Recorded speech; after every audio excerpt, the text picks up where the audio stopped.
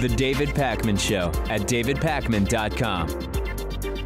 Welcome to the bonus show. Hope everybody had a good weekend. Great to be back. A lot of news over the weekend, including some ripe for the bonus show stories. One relates to the border wall GoFundMe campaign. So one of the kind of wacky side stories to the border wall, the border wall news coverage, I guess we would call it, is this guy who started a $1 billion GoFundMe campaign to raise money to just build the wall, to pay to build the wall. It failed to meet its $1 billion fundraising goal, so all of the donors are going to be refunded their donations. And Brian Kolfage is the guy who created the fundraiser. He updated the GoFundMe to urge donors to redirect their money to a new nonprofit corporation called We Built the Wall Incorporated. The campaign raised $20 million.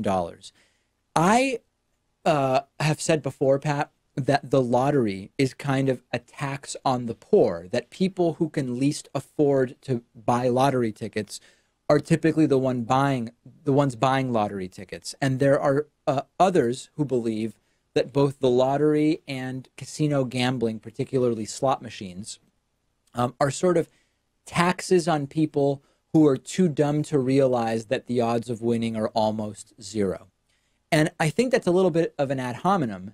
But in this particular case with the wall thing, if you were dumb enough to think that by donating to Brian Kolfage, you're going to get the wall built, in a sense, you kind of deserve to lose that money, although I don't want people to be out that money, and I'm glad that they're going to get their money back. How dumb do you have to be to think that by giving $1 billion to this dude, the wall is going to be built? And even if they deserve to lose that money, it doesn't necessarily mean that Brian Kolfage gets to benefit off of it.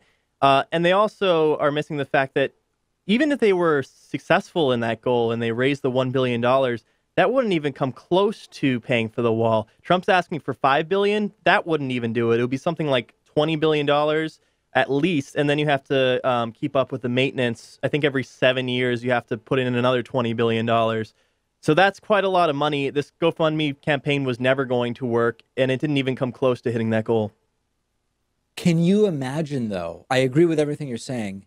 $20 million were raised. $20 million for something that was never going to happen on the basis of this fundraiser.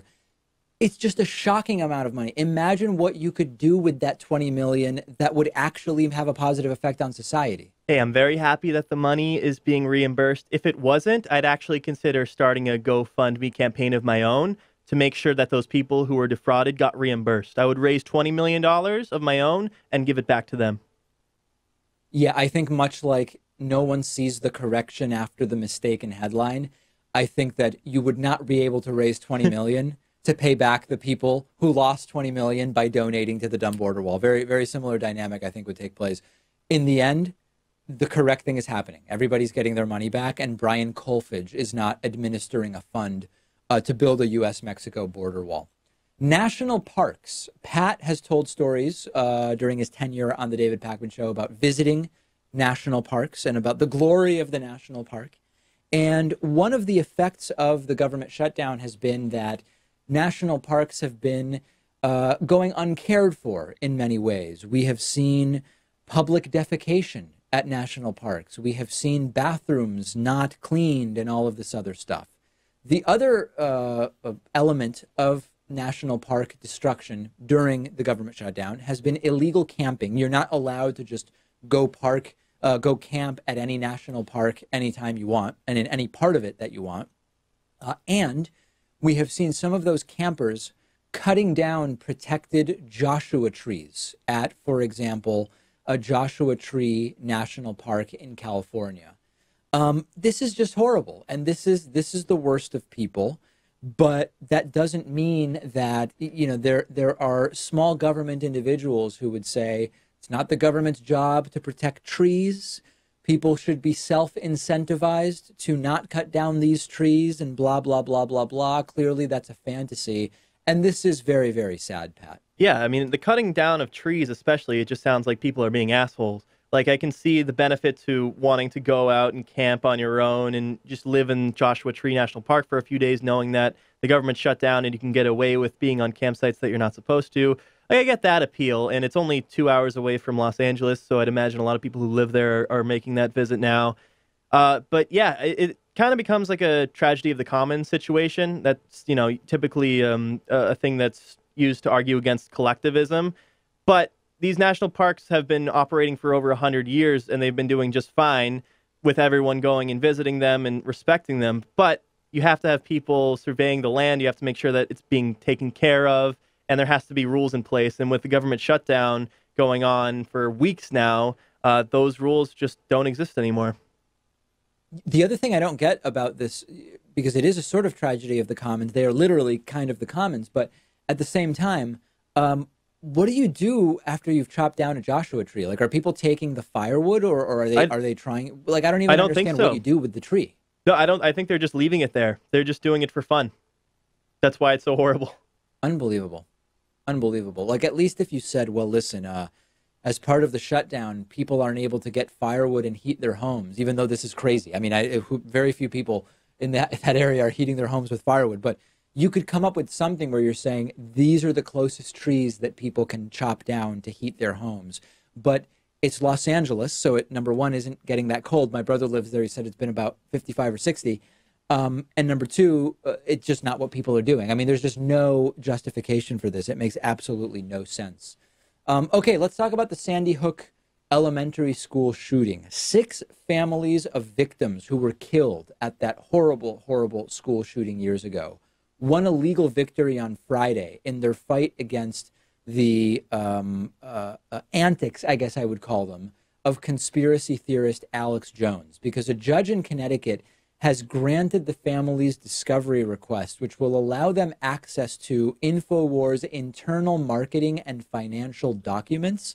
This is very, very good news. The judge has also scheduled a hearing for a few days from now to decide whether he is going to allow plaintiffs' attorneys to actually depose Alex Jones. Alex Jones may have to sit for a deposition.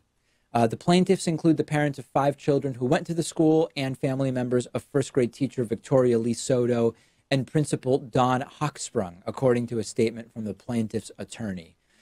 What they are basically alleging here, the reason this is all going on, is they say that Alex Jones has been making abusive and false statements where there have been claims which have ultimately been amplified and perpetuated that it was a false flag, that the entire shooting was staged, that the families and the victims and their families are paid actors who participated in the faking of the deaths of their relatives. And you know what? There are limits to what you can say. We often talk about we need to be able to sue media outlets, says Trump. And I respond and say we are able to. There's a standard in place where you have to be doing something egregious and a violation of the law if you are going to be successfully sued as a media outlet. We need strong protections to make sure that so-called libel laws or whatever types of laws don't prevent journalism, commentary, analysis from taking place. We rarely see successful court proceedings along these lines. We are seeing it here because this has been one of the most offensive, but more importantly, defamatory and arguably libelous campaigns carried out against victims of an attack by Alex Jones. It's still a long way. This is just the beginning of discovery, Pat, but he might actually have to face consequences here. Yeah, defamation is absolutely one of those restrictions that we have on free speech, and this is the most defamatory thing I can come up with. You take victims and the families of victims of a tragic event like this, the Sandy Hook shooting, and you not necessarily blame them for it, but act as if it was all staged and they were actors in this giant hoax. I can't think of much worse than that. And I do hope that he faces some repercussions for this. There's actually an interesting story about a parent at the Sandy Hook school, a parent whose kid went to Sandy Hook. And he used to be a big-time conspiracy theorist, a fan of Alex Jones. And then after the shooting, he became a target. He became one of the people who Alex Jones was railing against, was a so-called actor. And it just goes to show how these conspiracy theories are often baseless, and you could end up being the victim of one, even if you're one of the supporters. I'm trying to remember. Alex Jones has had a couple of other incidents like this in the past where he So there was the pizza shop. Oh, what was the name? Pizzagate conspiracy theory.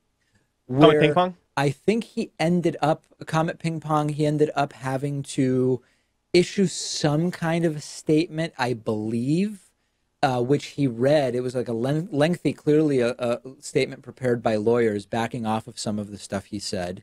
And wasn't there something related to Chobani yogurt as well? That was the other one, too. I remember Alex Jones talking about James Alefantis, who I think was the owner of Comet Ping Pong, and he had to issue this statement about how he takes back everything that he said about the Comet Ping Pong scandal. The same thing happened essentially with Chobani yogurt, too. I forget what the claim was when it comes to that, though.